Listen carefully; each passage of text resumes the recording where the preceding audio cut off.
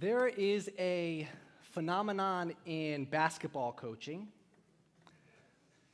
that successful college coaches, most of the time, do not make successful professional coaches.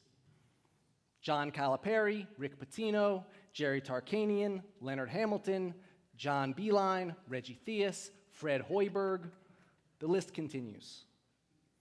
All these decorated college coaches did not succeed nor last in the NBA.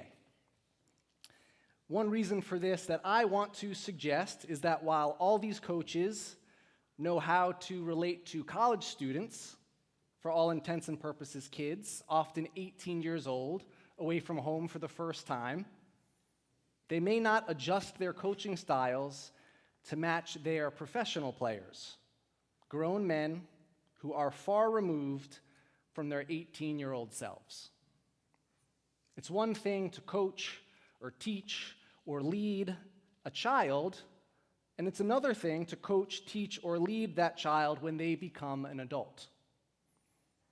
This is Moses' problem in this week's Torah portion, when he tries to lead the Israelites the same way he did when they were a baby nation in the book of Exodus.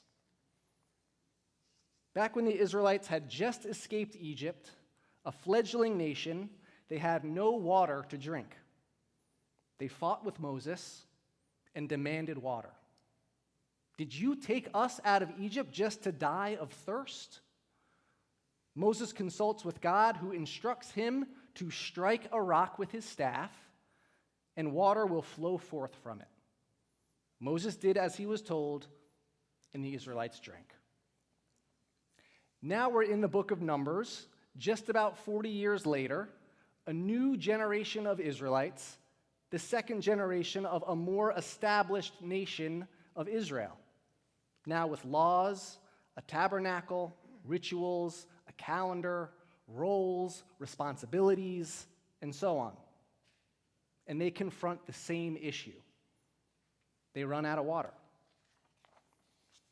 The Israelites similarly fight Moses and demand water.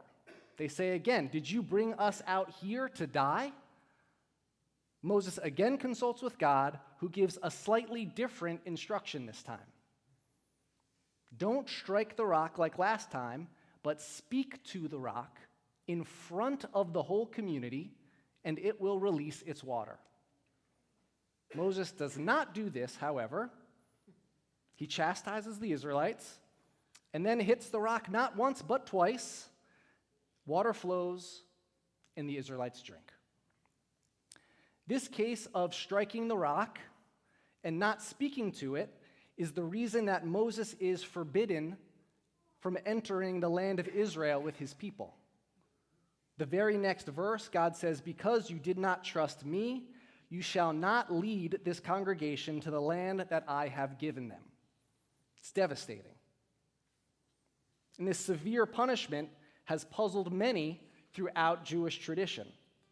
It seems that the punishment far outweighs the crime, especially considering that Moses did exactly what he did the first time around.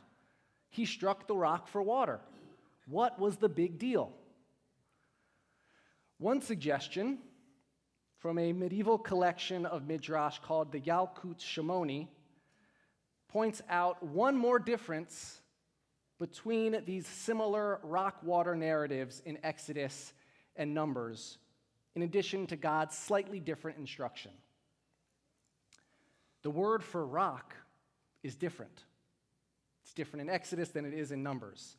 In Exodus, the word for rock is tsor. In Numbers, the word for rock is selah. The Yalkut Shimoni, a different selah, by the way, spelled differently than the word we just sang. The Yalkut Shimoni teaches that the word tsor means rock, while the word selah means boulder. Essentially, tsor is small and selah is big. Or in the words of the midrash, tsor is small like a young student, and selah is big like a grown student.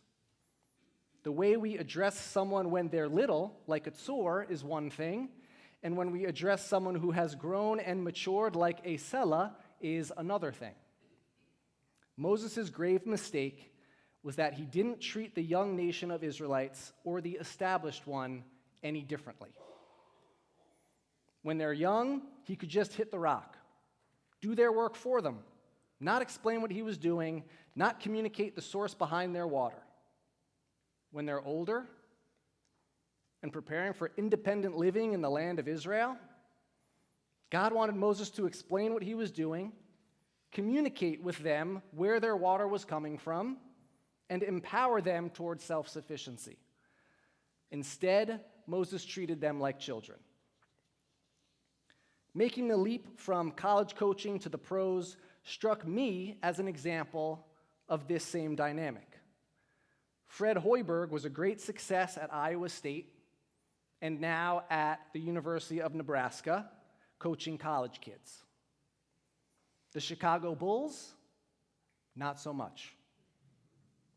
Coaching, teaching, or leading adults requires a different approach, perhaps more communicative, empowering, and explanatory, like God's second rock water instruction for Moses. Beyond the Torah and the very specific niche of college-turned-professional basketball coaches, I believe that this dynamic has a broader lesson. People grow, people change. That's what it is to be a human. How we relate to and interact with one another should grow and change with us.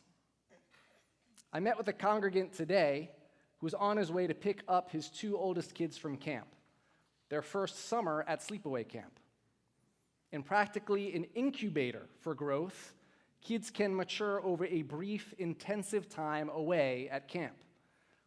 And upon reunion, parents can learn and grow too, and how they relate to their child after a period of newfound independence. Ideally, we are all growing and changing.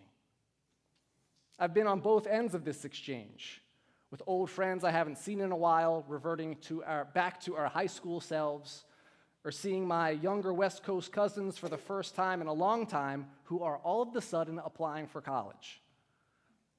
I've also felt pigeonholed interacting with people who knew me at one particular time in my life and still might treat me like they did in my childhood or my adolescence or my college years.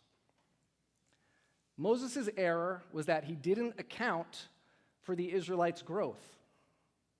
It was so significant that he didn't make it to Israel because of this.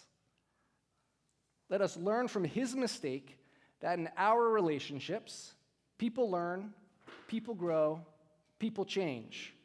And it is a sacred opportunity to learn, grow, and change with them. With those younger or older than us, peers, friends, partners, family, God's punishment suggests that we embrace this fact of humanity, that change is constant, and that we can make the choice to grow together. Shabbat Shalom.